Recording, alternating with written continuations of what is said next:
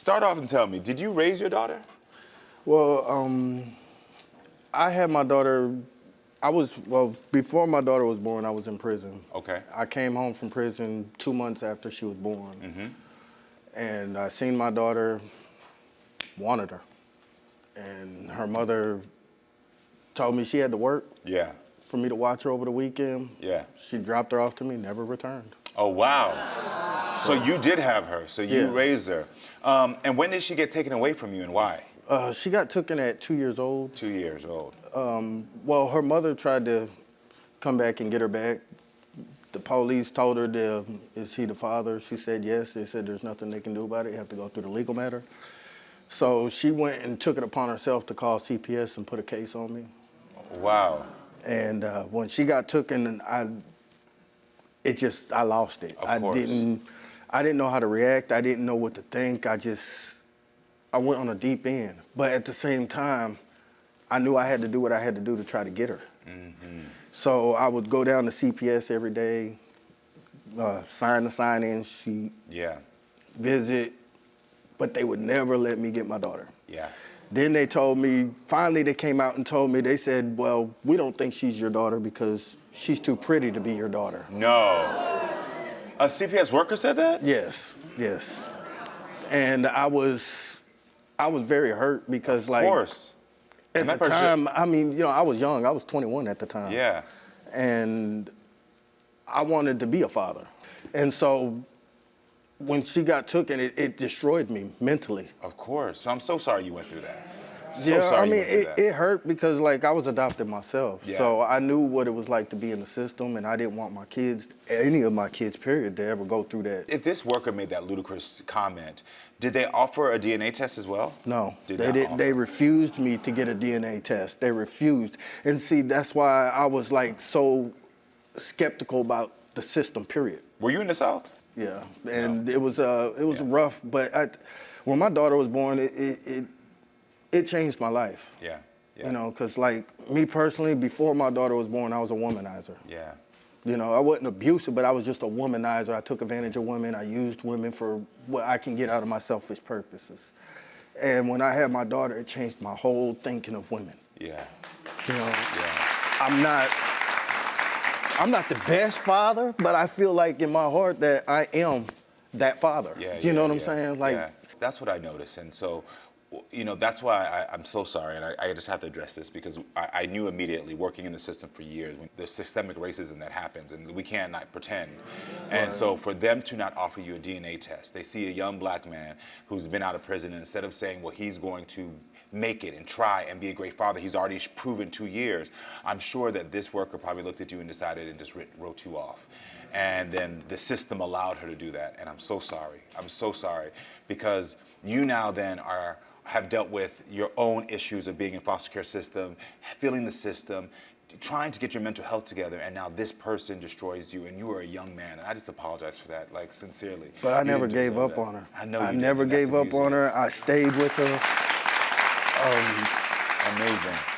It's crazy because, like, when my daughter was 13, she took the initiative to come find me. Wow, great. She found me through Facebook. Yeah. And she was like, hey, I might be your daughter. And I was just looked at the picture, and I was just looking at myself, and I was like, well, there is a big resemblance, you know? And I was like, well, I said, and what's your name again? And so she told, and I said, oh my God, I remember exactly who you are. And I said, I've been waiting for this day and for this moment. Of course, entire time. And I've been in her life ever since. So through her, because you said she was 13 at that age, and you were through her life throughout the teen years? No, adopted parents that she had didn't want her to have contact with none of her family members. Okay, then. But as she got older, they realized that they had no choice over that. It was her decision, and she made that decision, and to me, that was the greatest decision. And so, did her mother tell you she wasn't your daughter? Yeah, she told me a lot of times that she's not my daughter. Got it. And so when she changed her story, it kind of made me, I felt like, well, I'm here, I'm gonna raise her, I'm gonna be a father to her. And as the years gone by, it was just like, I need to know. Yeah. You know. How's your relationship with your potential daughter now? It's pretty good. I mean, it's not as good as it should be. We don't keep in contact like all the time, but when we call and talk, we talk, and we be on the phone for hours. Do you think that the lack of it being able to grow a stronger bond is because of the fact that there's this doubt and the years missed? Yeah. Makes sense. So why are these DNA results important to you? Well, it's important to me because I was adopted, number one, and it's by right, I need to know my own DNA bloodline. Yeah. And so, you know, my real father was never there for me. And I know what it felt like not having a father.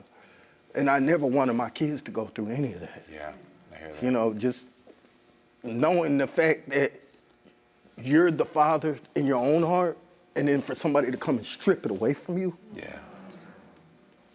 It made me feel less of a man, not more of a man, like, you know, like I was doing the right thing. Yeah. It just made me feel like, Here you go, brother. at 21 years old, I didn't even know who I was. Of course. Yeah. But I knew I had a duty I had to take care of. My parents always raised me, if you create something, you take care of it no matter what. Yeah. That's good. All right. So I want to meet your potential daughter, Kalicia, and hear her side of the story. So everyone, please welcome Kalicia to the show. Hi, Kalicia. How are you?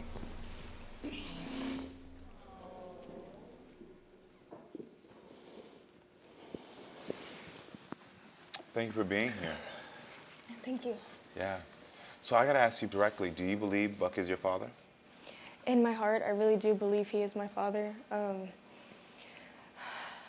It's just I've had a lot of doubts here and there because, you know, I was told almost my whole life that you have a potential other person, you know, who could be your dad. Okay.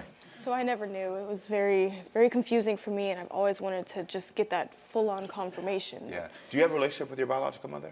No. Got it. Okay. When you heard those stories about the fact that he raised you for 2 years and then CPS was called and that he still visited you, how does that make you feel?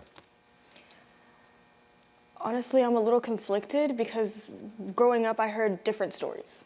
Mm-hmm. I heard that he kidnapped me and that he refused to give me back, and then CPS was called because of the place that he was living at and the situation, and so I've been extremely confused on what to even believe anymore, you know? Like, and then my adopted mom gives me a whole nother story, like, oh yeah, you know, you were just kind of in the system and they brought you to me and was like, hey, do you want a little girl? And I was like, yeah, you know, like, give her to me.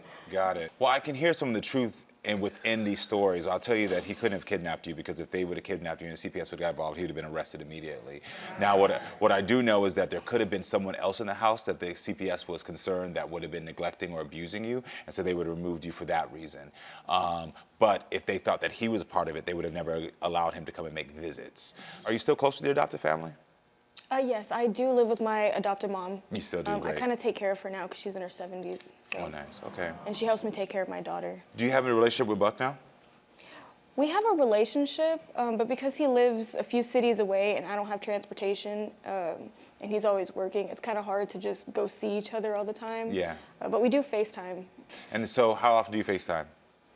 Not as often as we probably should. Mm-hmm. It's also that just kind of blockage of, well, what if he isn't my dad? I don't want to just keep forming that relationship. And then, makes sense. And then my daughter, you know, she's only 3.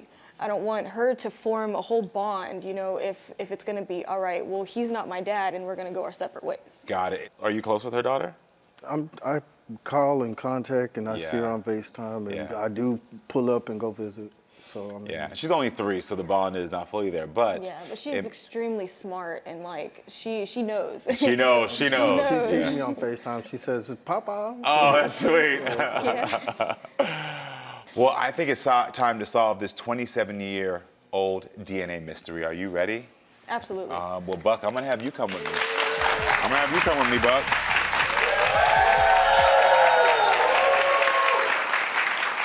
have you stand right here. Buck, the reason I'm having you open this is because you were there and you were told that this was your child. You raised her, you loved her, and then she was ripped away from you. And you tried to get her back, but then with the systemic racism in the system, with people giving you conflicting stories, it made it harder and harder. And you've connected now, and you never gave up hope. And now there's an opportunity to find out the truth, is that if this is your actual daughter, this is your truth to open, not mine. So good luck.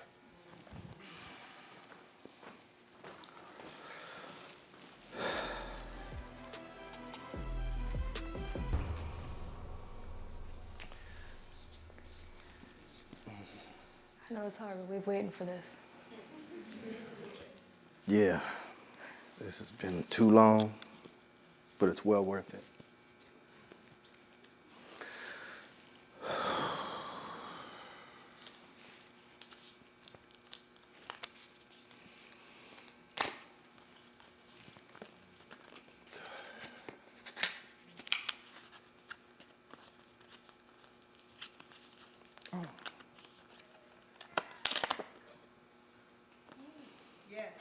Felicia, I am your father.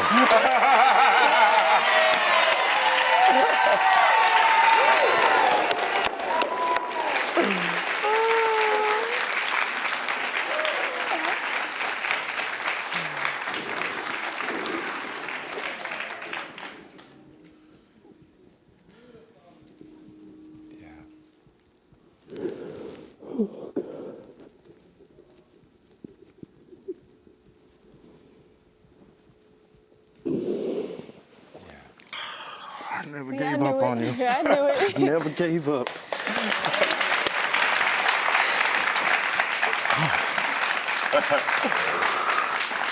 You can't deny the twinism. No, definitely can't. I just knew. I just knew, but I just never gave up either. So how do you feel right now? This is your father. The buck stops here. No, for real. Oh man, Man, there's so Lord. many emotions going on right now. Yeah. This is healing for both of you. And whether you know it or not, this was the closure you both needed. Yeah, You know man, for the sure. longest Really? time it was like, I'm a grandfather. oh, it was, man, I was going through emotions of who am I really? Like, I'm getting told so many different things. I just wanted to know the truth, and now I have it, you know, like now I can meet your family, you know, like fully. And How many other kids do you have? I got a little boy that's almost 2 years old, Oh, wow. and Okay. he's mine. Yeah, DNA, and so I pay you child have a support. little brother now. yeah. Yeah, okay. Yeah, And now you're a grandfather, strange, okay? Well, congratulations. I'm so happy for both of you that you got your answers. Thank you for trusting us with your story. And everyone at home, make sure to come back next time, friends, so we can keep talking and growing. I love you all.